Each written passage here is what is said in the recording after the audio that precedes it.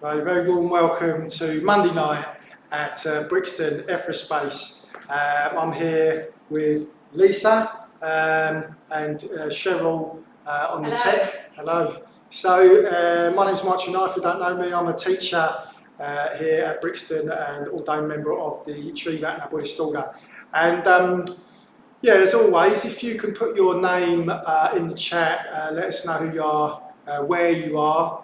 Anything else you want to let us know is fine as well. Then Lisa will say hello a bit later on. So yeah, let us know that you're out there. That'd be great. So as always, we've got this two-part evening. So the first part is going to be I'm going to be introducing this new theme called the worldly winds. And then we'll be doing, we'll have a little meditation first, and I'll introduce the theme, and then we'll do a longer meditation. And in the second half, there's going to be a chance to discuss that in the discussion lounge. So yeah, really excited, always excited when there's a new theme. It feels like it brings in fresh energy and draws something new out of the situation. And this is called The Worldly Winds, this new series. So with the worldly winds, our lives are kind of blown about by pleasure, pain, gain, loss, winning, losing. And in this series, what we're going to be looking at is through kind of reflection practice, through meditating, discussing, we're going to be looking at how we can maintain some kind of directionality, some confidence, even kind of sense of purpose when life is kind of blowing us about through the ups and downs. So I guess I'll just really encourage you to join as a whole series. It really will make sense as a whole series. So you could just decide, I'm just going to come for Monday nights for these next 6 weeks and really get immersed into this series of the worldly winds. Having said that, each of these will stand alone, and they'll go up on the YouTube channel as well, so you can watch those later. Okay, so I'll be introducing the theme more thoroughly after a short meditation with Lisa. Thanks, Lisa. Hi everyone, I'm Lisa. Nice to see you all. I'm excited about the new theme as well. Let's start off though just with a short meditation, just to help us arrive a bit and prepare us for the wonders to come in a bit. So find a comfortable position and just somewhere where you are comfortable sitting or lying for a few minutes. And if you're sitting down, paying some attention to start with just to your posture, feeling the contact with the floor, with where you're sitting, and seeing if you can allow just gravity to draw your lower body deeper into the floor. Close your eyes if that feels comfortable. Just tuning in to the physical sensations. And to help stay alert, just lifting your body up from the base, gently reaching up with your spine, not straining, not tensing, just gently reaching up. And allowing your hands and your arms just hang loose. Rolling your shoulders down.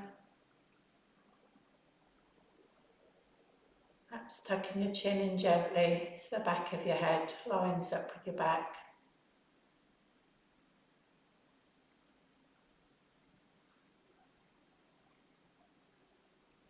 Noticing any holding or tension in your face. Just seeing if you can soften the muscles around the eyes, the mouth. Perhaps allowing yourself to relax into a slight smile if that feels okay.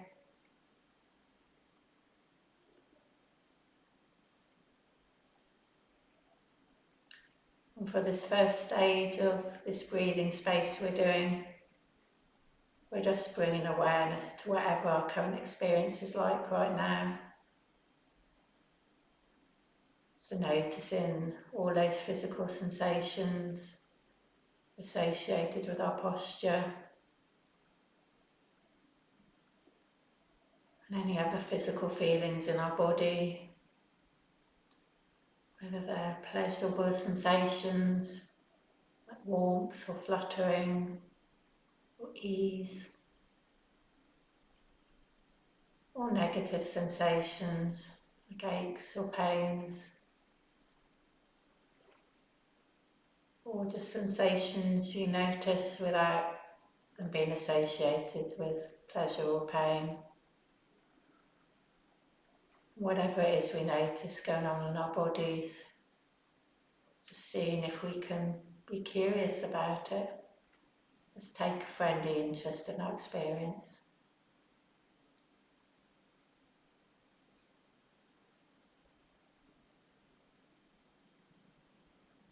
Noticing any emotions coming up, whether they're pleasant or unpleasant. Allowing them to be there.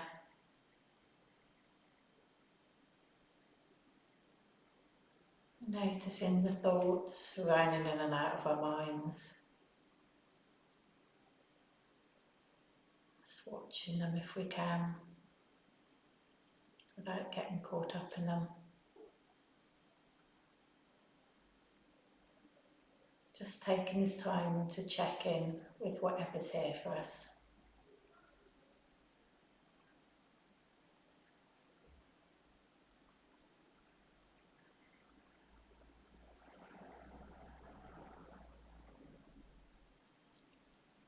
Now moving on to the second stage of the breathing space, gathering our awareness around our breathing. So allowing our awareness just to drop right down into the stomach.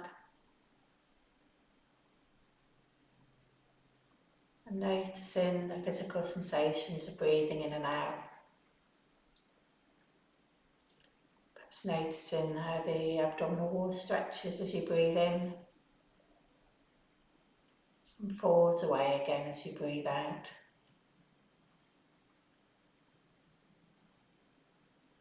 We don't need to change how we're breathing.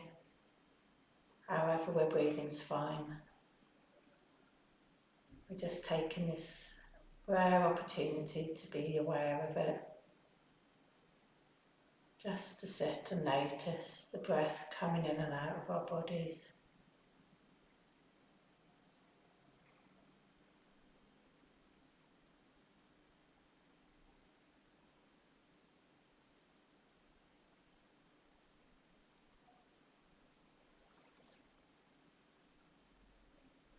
Noticing where your attention is right now. And if it's not on the breath, that's fine. Just acknowledging where your mind wandered off to. Simply coming back again to the physical feeling of breathing deep down in the stomach.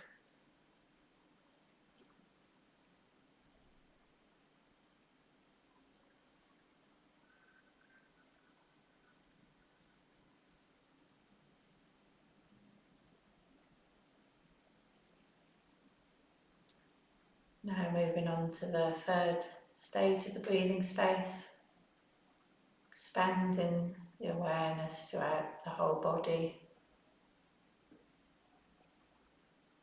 So zooming out a bit now with where your attention is focused. Still aware of your breathing, but also taking in the whole of the body. So imagining the space your body takes up,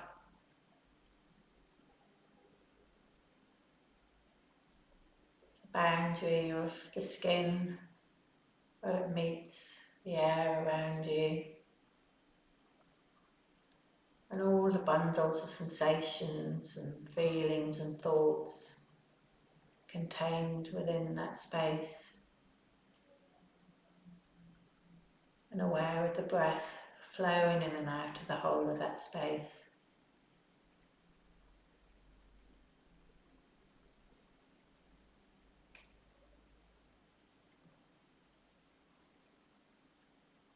Whole body breathing.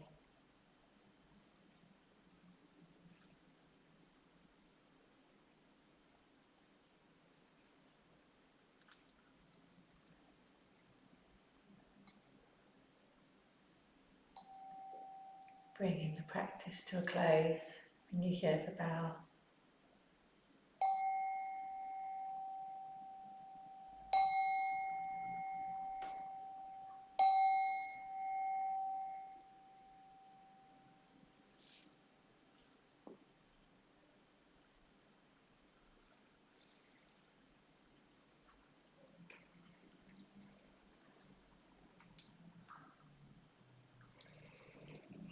Thanks everyone for joining us in that. Just going to do some shout outs, see who's around on the other side of the screen. So we have Tom from Herne Hill and Peter too, all the way from Auckland. That's really impressive. Might win our prize for furthest tuning in there. James, not so far, James is in Camberwell. And then Louise in West Dulwich. We've got Lo from Balham, Ian from Lewisham, and Ian's going to be hosting our discussion lounge afterwards, so great to see you here, Ian. We've got Anna from Herne Hill, Nick from West London, Joe from Tulse, Daisy from Camberwell, got Alison from Plumstead, Pam, and then we've got Maria Jose here as well. So it's great, and yeah, keep on giving us shout outs if you're here. If we have time, we'll check back in later.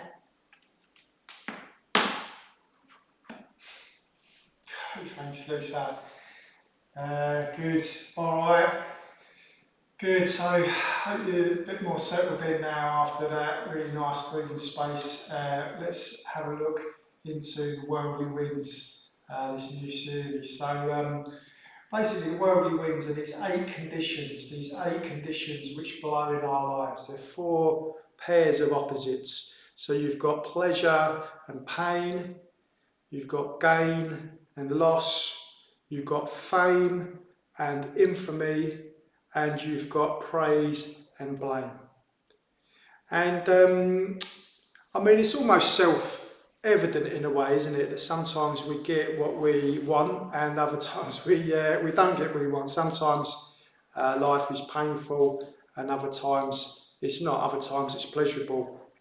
But what we're going to be looking at is how we get blown about by what the Buddha described as the worldly winds. It's in a way, very traditional teaching that's been moved all the way down through the years to us, come to us now today. So as we tune into these together, I'm going to be really inviting you to explore them in your lives in between Monday nights. Just in your regular lives, going about your business and seeing how these winds are blowing us about day by day, even moment by moment. And it's a kind of self-evident truth, isn't it, that we want them to blow in our favour, and we don't want them to blow in our kind of detriment, against us. So in a way, what we do is we're trying to set up our lives. We find ourselves doing that, don't we? Setting up our lives to try to maximise those kind of, and harness those winds that that blow favourably and minimise those other winds, and that's kind of normal, isn't it? That's entirely natural. But what I think we'll see if we start to look into this in any depth at all is that we can't actually control them. And the problem is if we get too invested, in one set of conditions and not another set of conditions, we set ourselves up for pain. Set ourselves up for kind of negative responses: pain, disappointment, irritation, and so on. Okay, so yeah, so somehow, what we need to see through is that these worldly winds are kind of us, if you see what I mean. That they're that we're in control of that, so that when things are going against us, we don't feel like confidence goes. We feel like we're failing, things aren't going well, and that when things are working out for us, that we don't ascribe all of that to our own capacity or something, you know. So because what we'll find is that these winds just blow in our lives. Yeah, they just blow, and it's the same for everybody. Yeah, and to some degree they are out of our control. So it's a very practical teaching. What we're looking at is to see those flowing in our lives, seeing if we can see what happens in a way, if we become a little bit less invested in that, and see if, well, what the Buddha was describing, this kind of freedom that comes as a result of that. So very, very practical teaching. And like I say,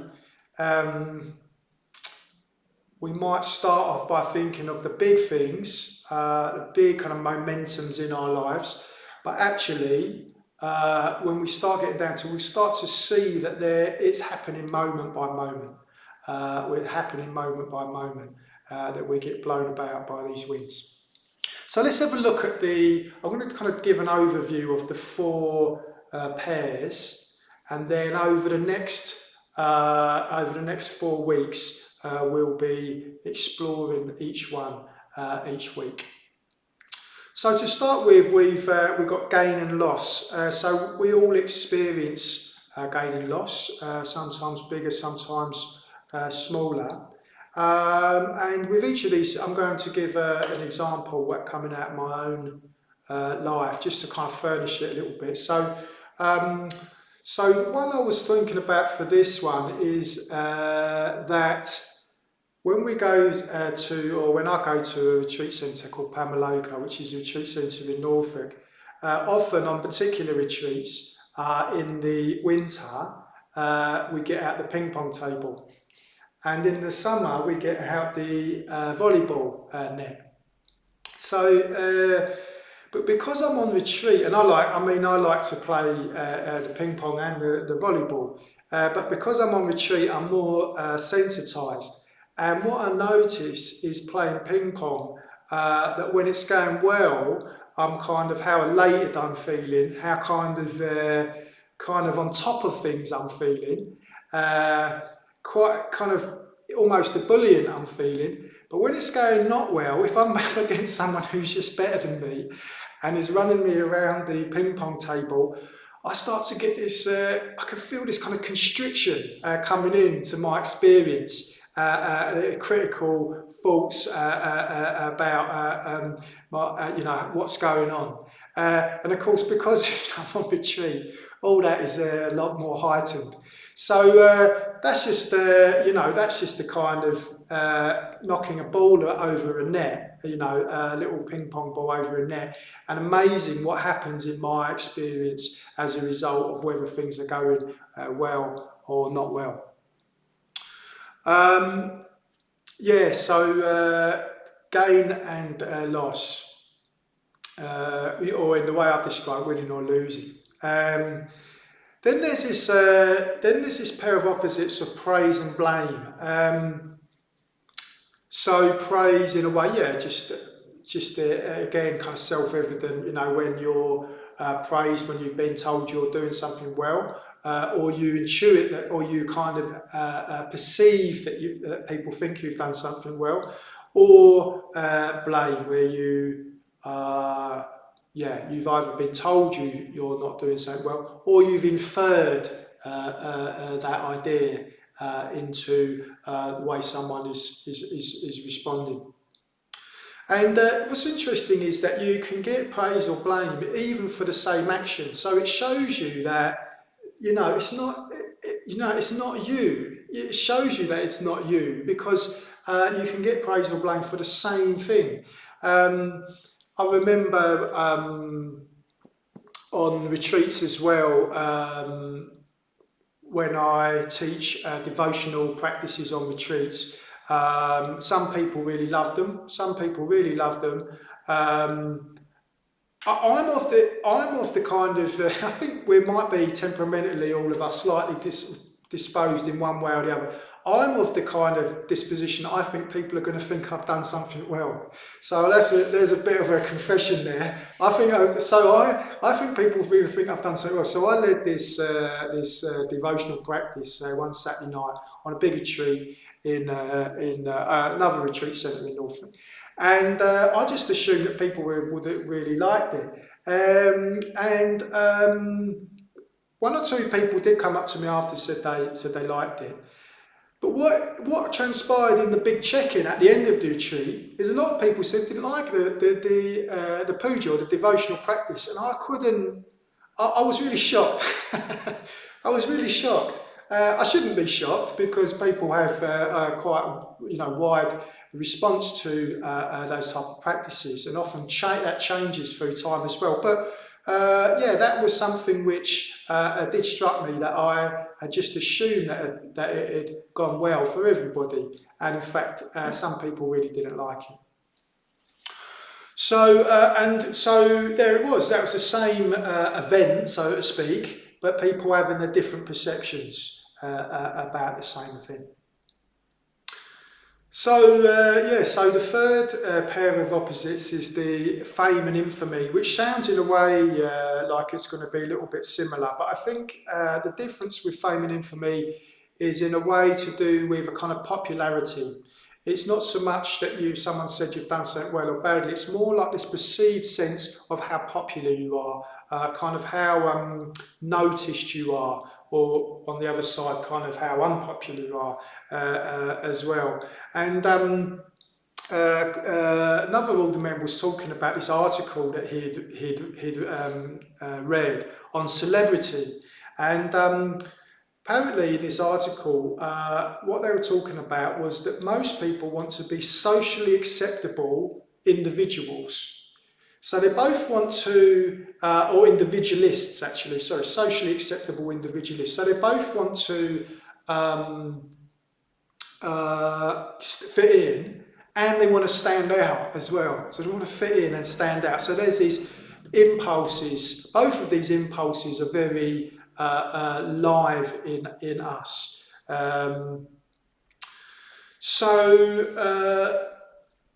So an example of this, a good example, is when you've written, either written an email telling somebody something you haven't liked, just being truthful, saying, oh, I didn't like that, or giving someone some feedback. And at first you feel like, oh, that was good, I've sent that email, feel on a bit of a wave of truthfulness, and kind of, look, I've really kind of stepped up to this situation. After a while, especially if the response doesn't come back after a day, 2 days, 3 days, you start thinking, oh no, maybe I've upset them, maybe I've upset them, and this idea of this standing out takes precedent at first, and then after a while it might be overladen by this idea of concern that you've become unpopular. I'm talking about retreats tonight, but up on maybe I'm just kind of hankering after being on a retreat. But there's a 4-month retreat when we get ordained, and I remember one time during that retreat, just finding myself going through everybody that was on the retreat. So there was 20 people on the retreat, most of them ordinands like myself and some team, going through and just thinking, are we getting on? Are we getting on? So in other ways, am I popular? And I just found myself, I was going through like the whole, like everyone on the retreat, like trying to gauge, like where my standing is with everyone. It was, I thought, oh wow, that's really interesting, And what it struck me actually on that retreat is that you can't kind of stay like that, swings, and it often just swings in your mind. We don't often know how popular we are, but often you're just not quite out of sorts or something at a dinner time, and you might just feel, I'm slightly outside, and other times you feel more inside. So it's quite interesting, isn't it? There's that flow of feeling inside or outside. And the final one is pleasure and pain. In a way, one could say the most kind of straightforward in a way. You know, sometimes having a body is really nice, enjoyable, isn't it? On a sunny weekend like this weekend, you know, really enjoyable. And other times it's really uncomfortable, painful. And that's just the body. This also includes kind of mental pain as well. So it struck me that having a body, yeah, it changes, doesn't it? As you get older, you're more predisposed to discomfort in your body. You know, I have one older friend, he's in his 60s, and he's taken a precept not to complain. He says everyone his age loves to complain. He's just decided, I'm going to just get old and I'm never going to complain about my physical aches and pains. You know, it's quite striking. But yeah, so having a body, it changes as we get kind of older over our lifespan, but also, you know, on a day-to-day basis, things are pleasurable, things are painful, our body and our mind. So yeah, so these are these four opposites, and it's quite interesting. Sometimes we respond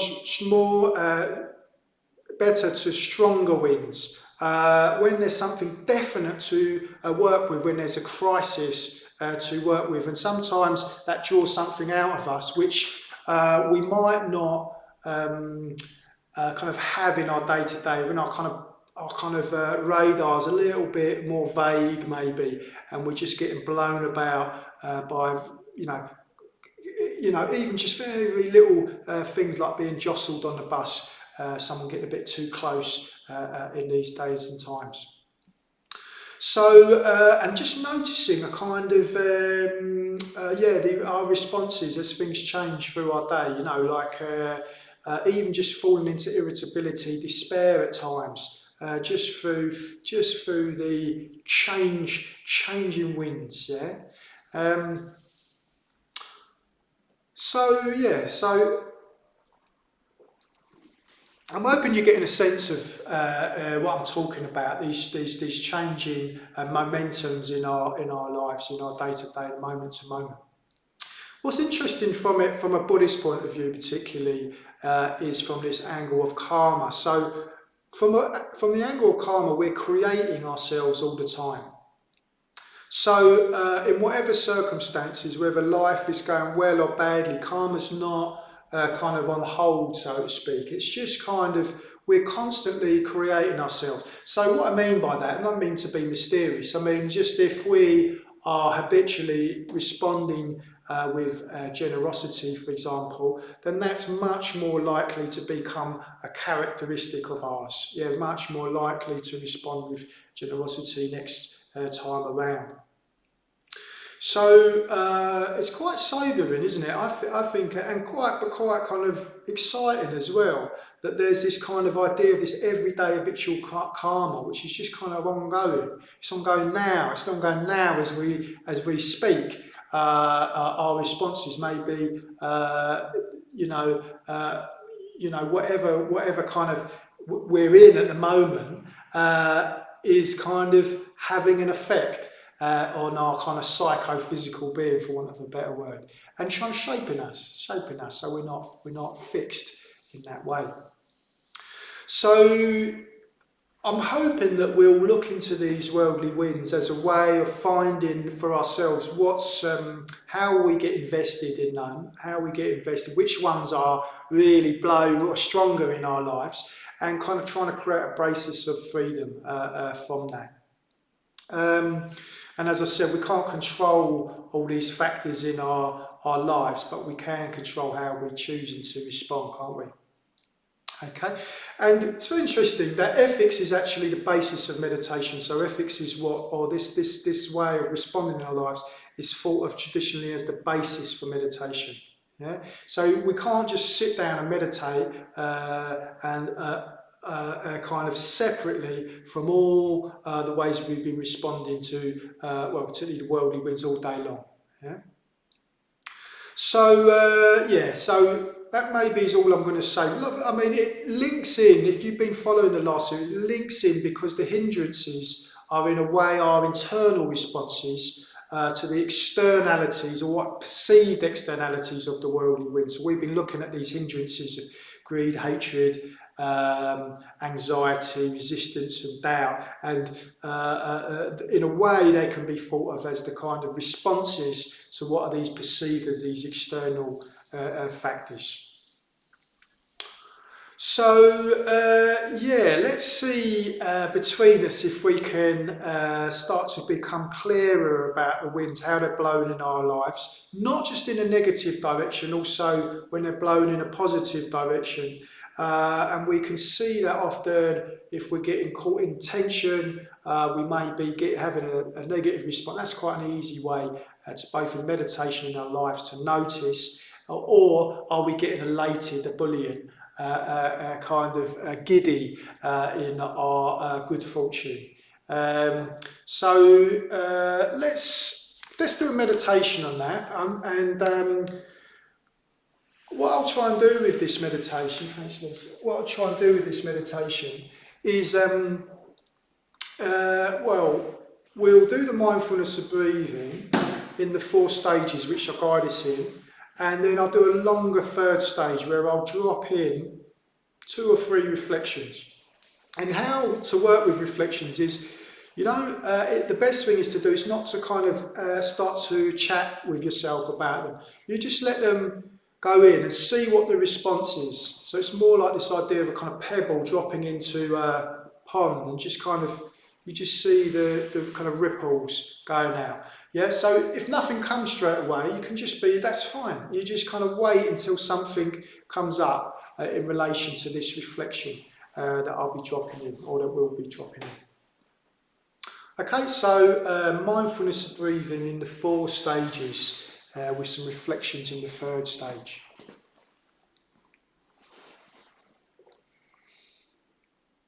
So yeah, it's just getting yourselves well set up.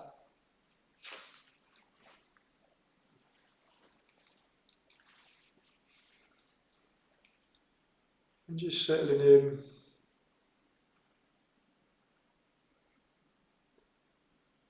Just tuning in to the sounds and the space around you.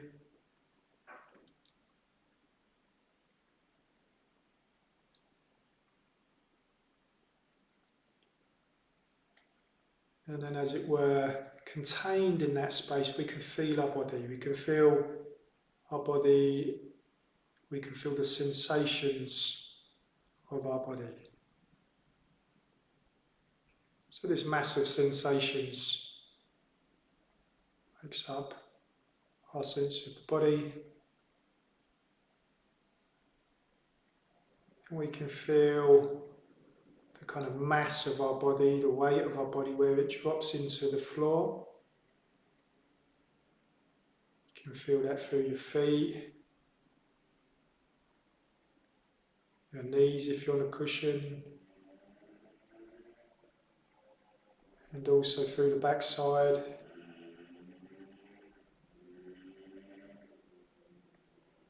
And just allowing the weight to drop into these areas. Just start to let go any holding in the legs. Letting go any holding in the tummy.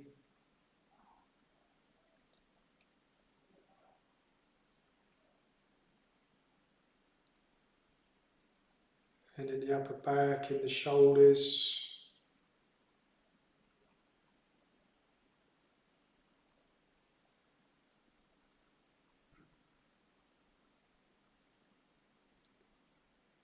And then letting go in this area around the forehead and the eyes.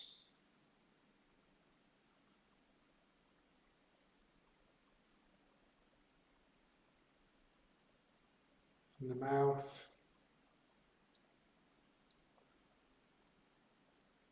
And then tuning into the breathing body, which is just the changing sensations with the in-breath And with the out breath, getting interested, getting curious in those changing sensations.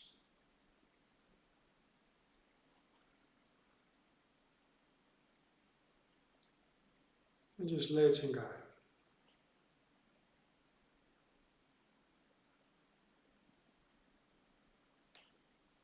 And if it's useful in this first stage, we can just add a count in after the out breath. We breathe in, we breathe out, and we just count silently to ourselves 1. Breathing in, breathing out, and counting 2. And so on up to 10. Just a very gentle count to keep us connected with the breath.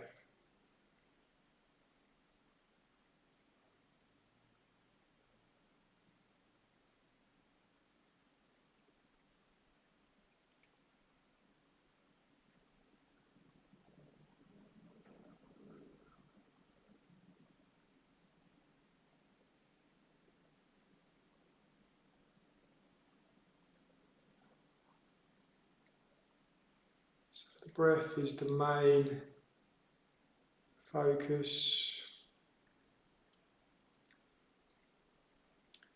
But you're also just letting go of tension in the body.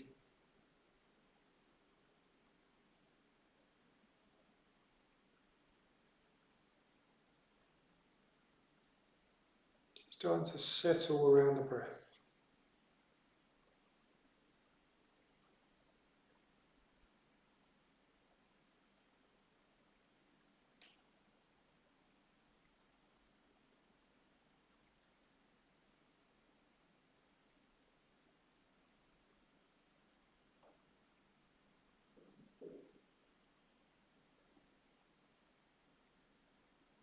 And if you go off, just gently bringing yourself back to the breath, re-engaging.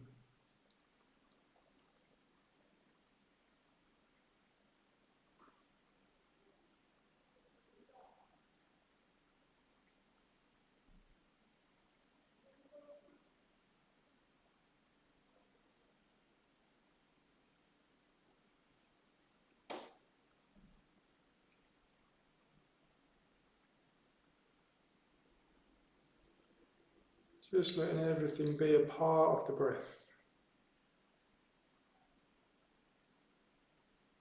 Not blocking anything out.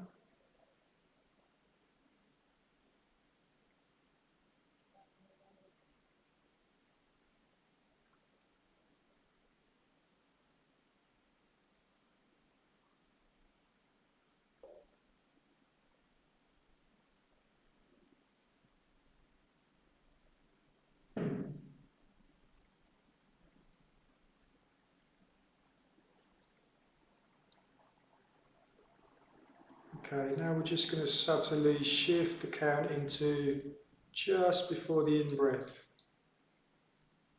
So we count 1 and breathe in and breathe out. Count 2, breathe in, breathe out. Trying to catch the whole breathing cycle.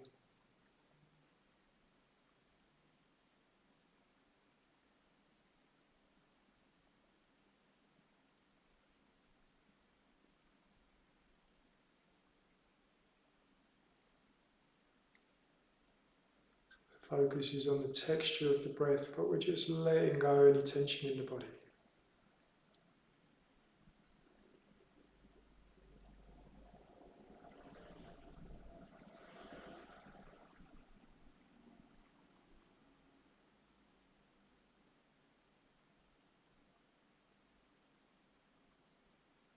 Settling around the breath.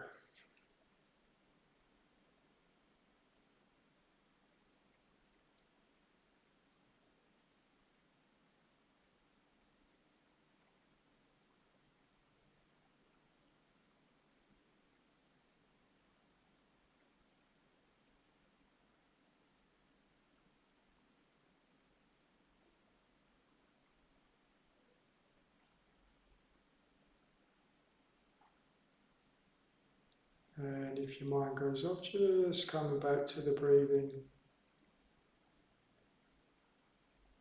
re-engaging.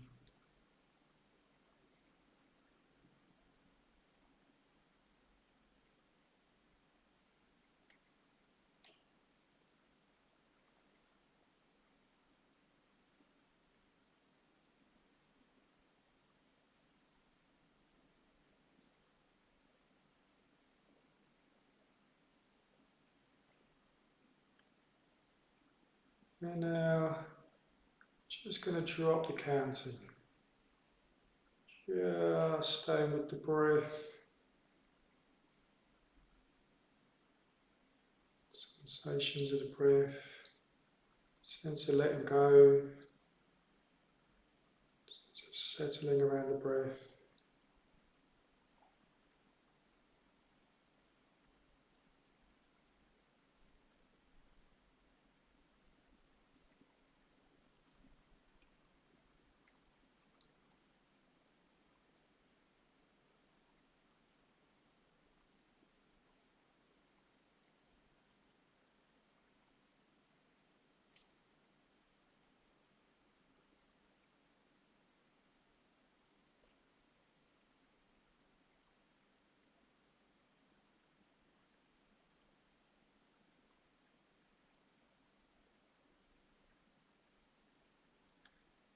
So we're just letting everything be part of the breath. Any emotions, any thoughts, sensations. Not blocking anything out.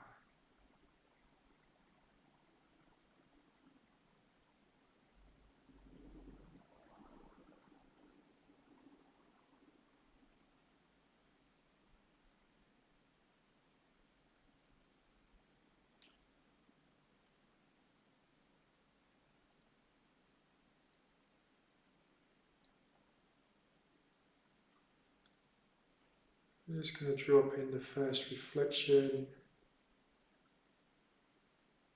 No need to try to do anything. Just recall in a small or a large instance of the winds blowing in the last few days.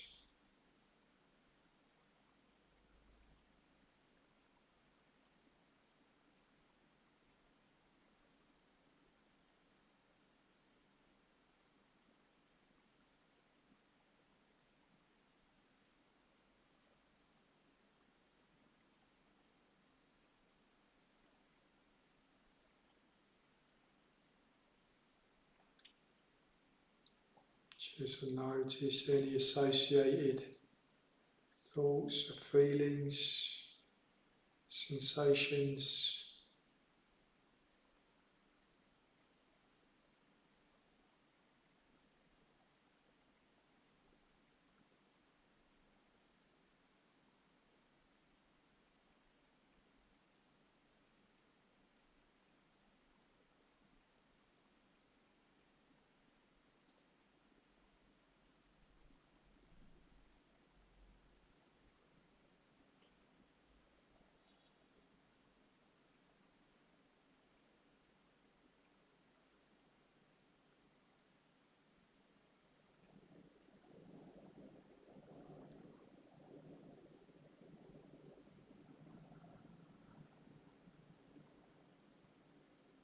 Still just staying with the breath. Leaning on the breath.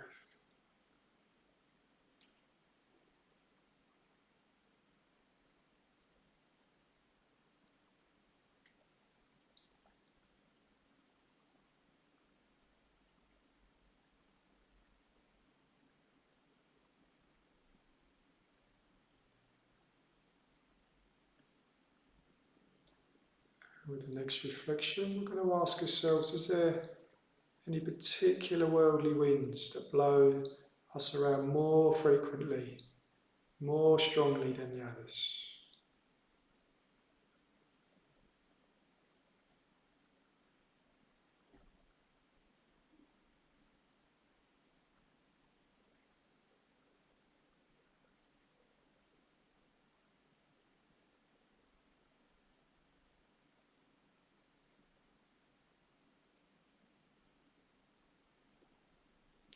Noticing any associated thoughts, feelings, sensations.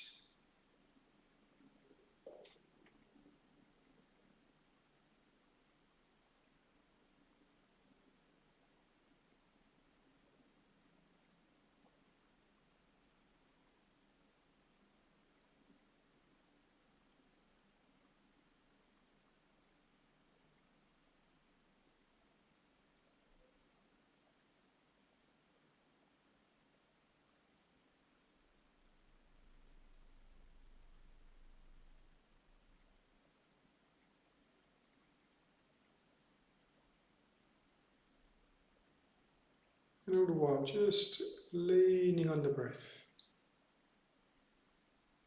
feeling the breath moving.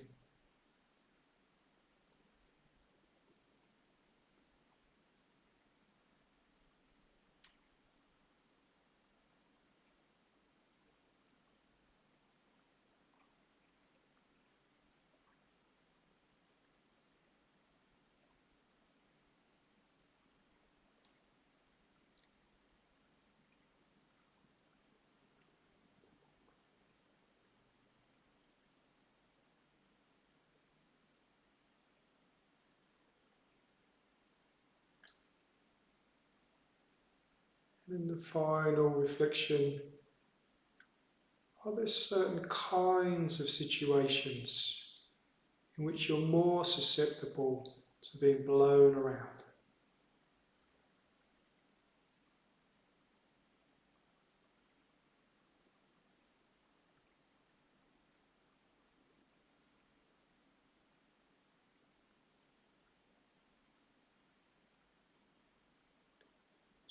Just noticing whatever comes up. No need to force conversation.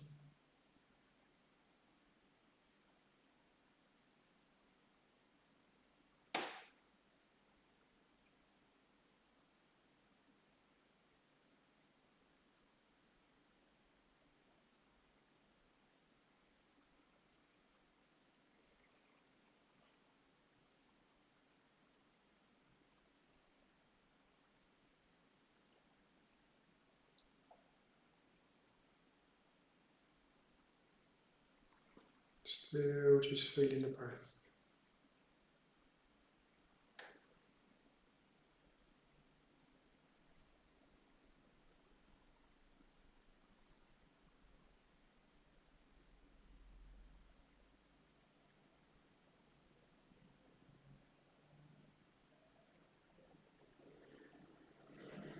And starting to allow the breath to move into all areas of the body.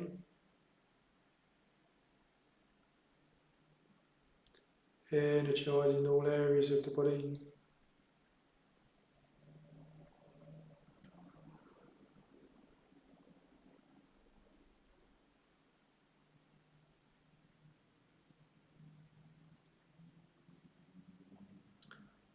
And in this final stage, just resting your attention on that area where the breath enters and exits the body.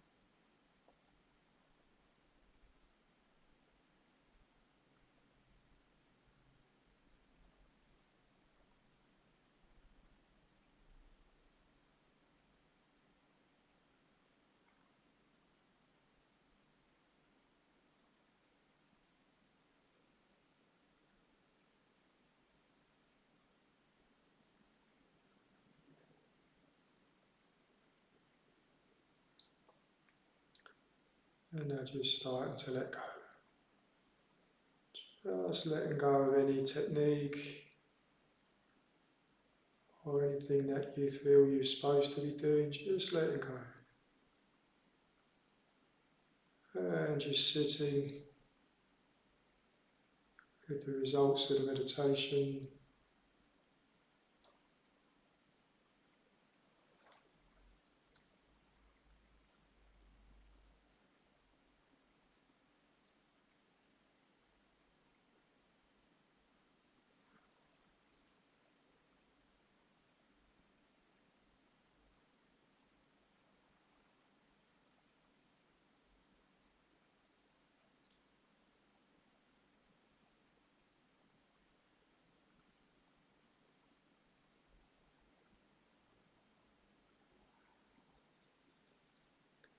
Coming back into real contact with the ground.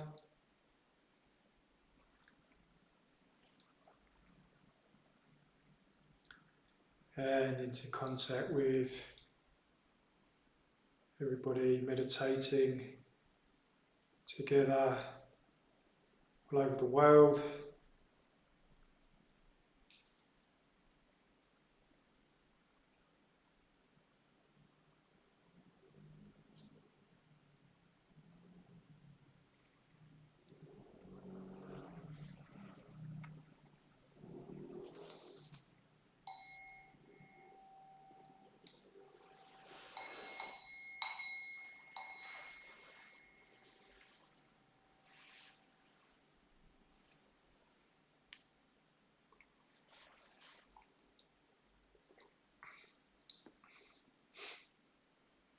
Thank you. Yeah, I really enjoyed that meditation. I think one of the reflections that come up for me is just how susceptible I am really to getting blown around by all these different winds.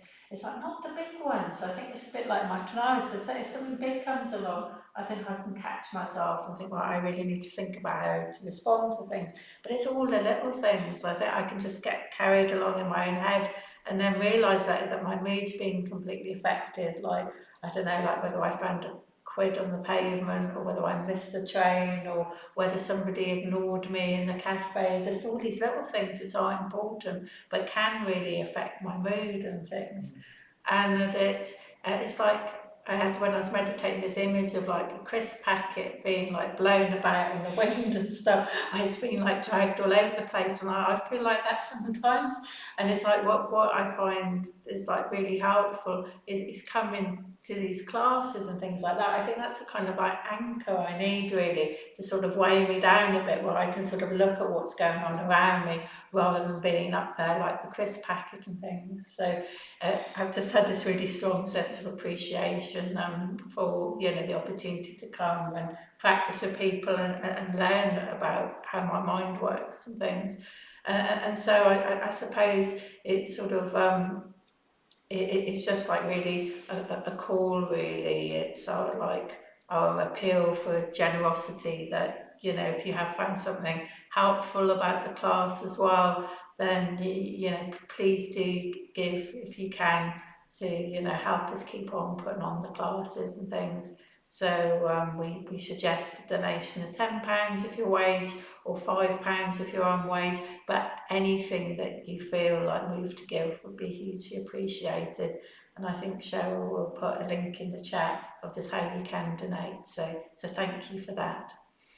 And then thinking about announcements, so our Wednesday night series, which we're putting on YouTube, just to let you know, we've had another class go out on that today, which is about the jewel of the Buddha. Haven't seen it yet, but I'm really keen to. That sounds like a really good theme. So please check out our YouTube, like that sort of page, and have a listen to that.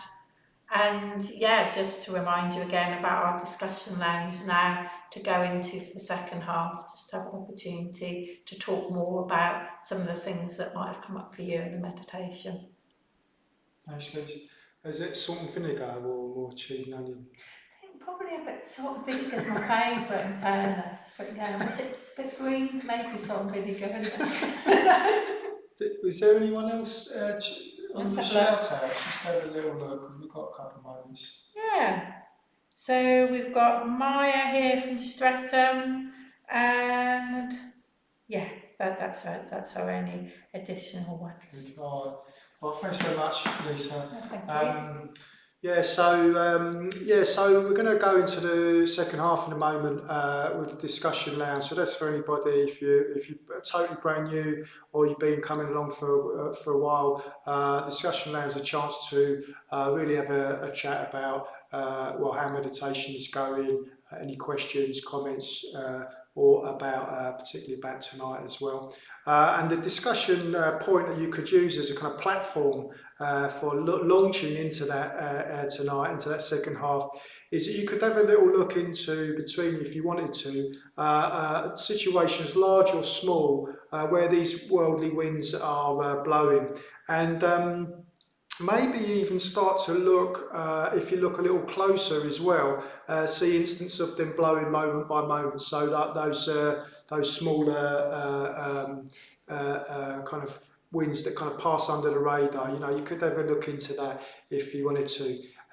So to do that, all you do is just click on the discussion lounge that Cheryl's put up, and you'll be welcomed in by Ian and have a chance for a cup of tea, toilet break before the discussion starts.